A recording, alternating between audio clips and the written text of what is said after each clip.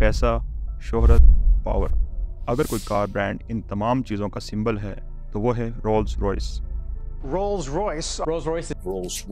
क्या आप जानते हैं कि बीमारी की वजह से ली गई छुट्टियां वजह बनी रोल्स रॉयस की? आज हम टाइम ट्रेवल करते हुए वक्त में पीछे जाएंगे और जानेंगे कहानी रोल्स रॉयस और उसके बनाने वाले की। 1863 ये वो साल है जब इंग्लैंड के एक छोटे से गांव में पैदा हुआ हेनरी रॉयस। रॉयस ने शुरू से ही मुश्किलात में आंख खोली।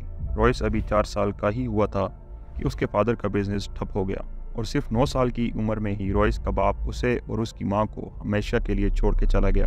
अब रॉयस का वाहिद सहारा थी उसकी मां और मां का सहारा था रॉयस। रॉयस ने इस एज में ही न्यूज़पेपर डिलीवरी का काम शुरू कर दिया और उसकी मां घरों में काम करने लगी। 14 साल की उम्र में रॉयस की लाइफ में टर्निंग पॉइंट तब आया जब रॉयस की आंट ने उसे ग्रेट नॉर्दर्न नामी कंपनी में 20 pound per year as an apprentice join करवाया। 3 साल तक रॉयस ने खूब जी जान लगा के कई स्किल्स सीखी जो आगे चल के उसके बहुत काम आने वाली थी। इन 3 सालों में रॉयस ने कारपेंट्री, मैथ्स और इलेक्ट्रॉनिक्स का काम सीखा। 17 साल तक की उम्र में रॉयस एक मंजा हुआ मैकेनिक बन चुका था। इसी वजह से 21 साल की उम्र में रॉयस को मैक्सिम वेस्टर्न नामी एक कंपनी में इंजीनियर की पोस्ट भी मिल गई। इस कंपनी ने भी रॉयस का ज़्यादा साथ ना दिया और कुछ ही अरसे में बैंकरप्ट हो गई। अब यहाँ आके रॉयस ने बजाय कोई और जॉब करने के अपनी कंपनी खोलने का फैसला किया। अपनी सारी जमा पूंजी यानी 20 पाउंड लगा के रॉयस ने FH रॉयस नामी कंपनी खोली और अपने एक दोस्त के साथ मिलकर काम शुरू कर दिया, जहाँ रॉयस ने इलेक्ट्रिक फिटिंग और सिलाई मशीनों का काम किया। ये वो वक्त था जब इलेक्ट्रॉनिक्स में काफ़ी इनोवेशंस हो रही थी। रॉयस ने भी इस चीज़ को नोट किया और छोटे लेवल पर डोर बेल्स और बल्ब होल्डर बनाने का काम शुरू कर दिया। कुछ ही अरसे में रॉयस की इस छोटी सी कंपनी ने 20,000 पाउंड तक की सेल कर डाली। रॉयस अपनी इस छोटी सी कंपनी को एक जायंट में बदलने का ख्वाब देख ही रहा था कि इलेक्ट्रॉनिक्स में कई और कंपनीज ने एंट्री करके उसके ख्वाबों पर पानी फेर दिया। इससे न सिर्फ रॉयस का ख्वाब टूट गया बल्कि मार्केट में कंपटीशन आने की वजह से इलेक्ट्रॉनिक्स की कीमतें भी कम हो गई, जिससे रॉयस की कंपनी पे बहुत असर पड़ा और सेल्स गिरने लगी। अब रॉयस के साथ वही हुआ जो किसी भी इंसान के साथ ऐसे वक्त पे होता है। रॉयस की तबीयत भी उसके काम की तरह गिरने लगी। रॉयस को डॉक्टर्स की तरफ से छुट्टियां लेने और फैमिली के साथ कहीं घूमने जाने का मशवरा दिया गया। रॉयस ने डॉक्टर्स की बात मानी और फैमिली के साथ घूमने का प्लान बना लिया। रॉयस ने इस सफ़र के लिए डेकोवेल नामी एक कार भी खरीद ली और निकल पड़ा छुट्टियां मनाने। रॉयस ने नोट किया कि ये कार जल्दी ओवरहीट हो जाती और काफ़ी शोर भी करती थी। अब रॉयस भी रहा एक मंजा हुआ मैकेनिक। क्योंकि रॉयस छुट्टियों पे था, उसके पास कोई और काम तो था नहीं, इसीलिए रॉयस इस कार को खुद ही फिक्स करने लगा। कार की इन मसलों को ख़त्म करने के चक्कर में रॉयस ने इस कार को रीडिज़ाइन ही कर डाला और कार के मसले भी ख़त्म हो गए। यहीं से रॉयस को अपनी असल जगह और काम नज़र आ गया। रॉयस छुट्टियों से वापस आया और लग पड़ा अपनी कार बनाने। रॉयस ने अपनी एक छोटी सी टीम भी बनाई। रॉयस की कार अब पेपर से उतर के वर्कशॉप तक आन पहुंची। 10 हॉर्स पावर और 2 सिलेंडर वाली रॉयस की ये कार 1 अप्रैल 1904 में रोड पे आ खड़ी हुई। अब इसका काम रोड पे खड़े होना नहीं बल्कि चलना था और इसे चलाया भी गया, वो भी पूरे 50 किलोमीटर्स और बगैर किसी खराबी के। रॉयस ने इस कार के 2 और यूनिट्स भी बनाए और इन्हें इम्प्रूव करता गया। खामोश, शानदार और पायदार कार बनाना अलग चीज़ है और इन्हें बेचना, वो भी पूरी दुनिया में, ये बिल्कुल अलग चीज़। रॉयस कार बनाना जानता था, बेचना नहीं। रॉयस ने अपनी कार को एक एग्जीबिशन में पेश किया जहां इन कार्स पे नज़र पड़ी इस आइकॉनिक नाम को पूरा करने वाले दूसरे कैरेक्टर चार्ल्स रॉयस की। रॉयस पहले से ही लग्जरी कार्स बिजनेस में था और इसे रॉयस जैसे बंदे ही की तलाश थी, बिल्कुल जैसे रॉयस को रोल्स जैसे बंदे की। रॉयस को रॉयस की कार्स बहुत पसंद आई, यहाँ तक कि रॉयस ने रॉयस के बारे में कहा कि मुझे दुनिया का बेहतरीन इंजीनियर मिल गया है। कुछ ही टाइम में रॉयस और रॉयस की पार्टनरशिप हो गई। मार्च 1906 में ऑफिशियली रोल्स रॉयस कंपनी वजूद में आ गई। रॉयस ने अपनी गाड़ियों की मार्केटिंग के लिए बेहतरीन हरबा आजमाते हुए इन्हें रेस के मैदान में उतारने का फैसला किया और आइल ऑफ मैन टूरिस्ट ट्रॉफी में पार्टिसिपेट किया और अपनी कार्स के साथ इस रेस को जीत भी लिया। ना सिर्फ जीता बल्कि कई स्पीड रिकॉर्ड्स भी बनाए। इस तरीके ने काम किया और जल्द ही रोल्स रॉयस के चर्चे होने लगे। 1906 में रोल्स रॉयस ने 50 हॉर्स पावर और 6 सिलेंडर्स वाली एक कार लॉन्च की। सिल्वर कलर की ये कार एक बेहतरीन कार की हर कसौटी पे खरी उतरती थी। सिल्वर गोस्ट नामी इस कार को संडे छोड़ के हर दिन और रात पूरे 24,000 किलोमीटर चलाया गया और वो भी किसी खराबी के बगैर।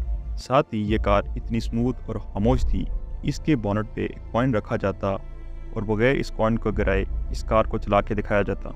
इस सब के बाद सिल्वर गोस्ट ने चलना तो था ही, और ये कार चली भी। अब जबकि रोल्स रॉयस एक लग्जरी कार ब्रांड था, तो सिल्वर गोस्ट के कस्टमर्स भी किंग्स, प्रेसिडेंट्स और बड़े बिजनेसमैन बने। रोल्स रॉयस की इस भागती हुई कामयाबी को ब्रेक तब लगी जब चार्ल्स रॉयस अपने एक प्लेन की टेस्ट फ्लाइट के दौरान क्रैश कर गया और अपनी जान से हाथ धो बैठा। चार्ल्स रोल्स कार के अलावा एविएशन में भी काफ़ी एक्टिव था। रोल्स प्लेन क्रैश में मारे जाने वाला ब्रिटिश का पहला इंसान बन गया। रोल्स के जाने से रॉयस को काफ़ी सदमा पहुंचा। ये बात अभी पुरानी भी नहीं हुई थी कि रॉयस को एक और झटका लगा। 1911 में रॉयस को बाउल कैंसर डायग्नोस हो गया। एक ऑपरेशन कराने के बाद भी रॉयस को डॉक्टर्स की तरफ से सिर्फ 3 महीने की मोहलत मिली। रॉयस अब अपने बिस्तर पे पड़ा ही अपनी कार्स के डिज़ाइंस को इम्प्रूव करने में लगा रहता। वक्त गुजरता गया, यहाँ तक कि 3 महीने भी गुजर गए, लेकिन रॉयस मरने के बजाय उल्टा ठीक होता चला गया। रॉयस बिल्कुल ठीक ठाक हो के फिर से अपने काम पे वापस आ गया। रॉयस ने नोट किया कि लोग अपनी कार्स पे मैस्कोट्स लगा रहे हैं। अब कार्स हों रोल्स रॉयस की और मैस्कोट किसी और का, ये वाला कैसे हो सकता था। कंपनी ने अपना आइकॉनिक मैस्कोट निकाला, जिसे दुनिया आज स्पिरिट ऑफ एक्सटेसी के नाम से जानती है। इन सब चीज़ों से रोल्स रॉयस की कामयाबी को पर लग गए। 1913 में रोल्स रॉयस का प्रॉफिट सिर्फ यूके में ही 90,000 पाउंड्स तक पहुंच गया। अब कंपनी दुनिया भर में एक्सपेंड करने के प्लान्स बना ही रही थी कि 1914 में वर्ल्ड वॉर 1 छिड़ गई। जाहिर है जंग का असर बुरा ही होता है, खासकर इकोनॉमी पे, जिससे रोल्स रॉयस भी बुरी तरह मुतासिर हुई। बड़े बड़े प्रॉफिट्स अब लॉस में बदलने लगे, लेकिन रोल्स रॉयस को आखिर इस सिचुएशन को कैश करने का मौका मिल ही गया। हुआ कुछ ऐसा कि रॉयस को मिलिट्री ऑफिशियल से मीटिंग के दौरान पता चला कि उन्हें आर्मर्ड व्हीकल्स चाहिए। रॉयस ने अपनी मशहूर ज़माना कार सिल्वर गोस्ट को मॉडिफाई करके आर्मर्ड कार में बदला और ब्रिटिश आर्मी को पेश कर दिया। साथ ही अपने स्मूथ होने की वजह से silver ghost as an military ambulance भी यूज़ होने लगी। ये वो वक्त था जब ब्रिटिश एयरफोर्स अपने एयरक्राफ्ट्स के इंजन फ्रेंच कंपनी से लिया करती थी और चाहती थी कि अपने ही मुल्क की कोई कंपनी उन्हें ये इंजन सप्लाई करे। इस गैप में रोल्स रॉयस ने खुद को फिट कर दिया। अब रोल्स रॉयस कार्स के साथ साथ एयरक्राफ्ट इंजन बनाने के लिए भी तैयार थी और जल्द ही अपना पहला एयरक्राफ्ट इंजन बना भी लिया। ईगल नामी ये इंजन वजन में हल्का और कम फ्यूल पे काम करता था। ब्रिटिश एयरफोर्स ने स्टार्ट में ही 500 इंजन का ऑर्डर दे दिया। 1915 आते आते रॉयस ने छोटे एयरक्राफ्ट के लिए हॉक इंजन और बड़े और लॉन्ग रेंज एयरक्राफ्ट के लिए कॉन्डोर इंजन बनाया। ये इंजन्स इतने कामयाब हुए कि आज भी हज़ारों एयरक्राफ्ट में रोल्स रॉयस के इंजन यूज़ होते हैं। 1918 में जंग ख़त्म हुई और रॉयस अपनी कार्स और एयरक्राफ्ट इंजन्स को बेहतर करता गया। 1925 में बेंटली और कैडिलैक जैसे रोल्स रॉयस के कॉम्पिटिटर भी आ गए, जिसके लिए रोल्स रॉयस को अपनी जगह बनाए रखने के लिए एक और कामयाब कार की ज़रूरत थी, और ये कार बना ली गई, द न्यू फैंटम। इस कार ने फिर से रोल्स रॉयस को मार्केट में जगह बना दी। इसके बाद फैंटम 2 आई और वो भी कामयाब कार साबित हुई। 1931 में रोल्स रॉयस ने बेंटली को खरीद लिया, जो बैंकरप्ट होने वाली थी, और बेंटली 3.5 लीटर्स नामी कार बनाई। कार तो बन गई, लेकिन 22 अप्रैल 1933 को 70 साल रॉयस इसे देखने से पहले ही चल बसा। रॉयस के जाने के बाद कंपनी कभी ऊपर जाती तो कभी नीचे। 1960 में रोल्स रॉयस को काफ़ी फाइनेंशियल प्रॉब्लम्स देखना पड़ी, जिसकी वजह से कार्स और एविएशन सेक्टर को अलग कर दिया गया। आज की डेट में रोल्स रॉयस को BMW मोटर्स ओन करती है। तो दोस्तों, ये थी कहानी मशहूर ज़माना रोल्स रॉयस और इसके बनाने वाले की। उम्मीद है टाइम ट्रेवल की ये वीडियो आपको पसंद आई होगी। मिलते हैं अगली वीडियो में, तब तक के लिए अपना ख्याल रखिएगा। शुक्रिया।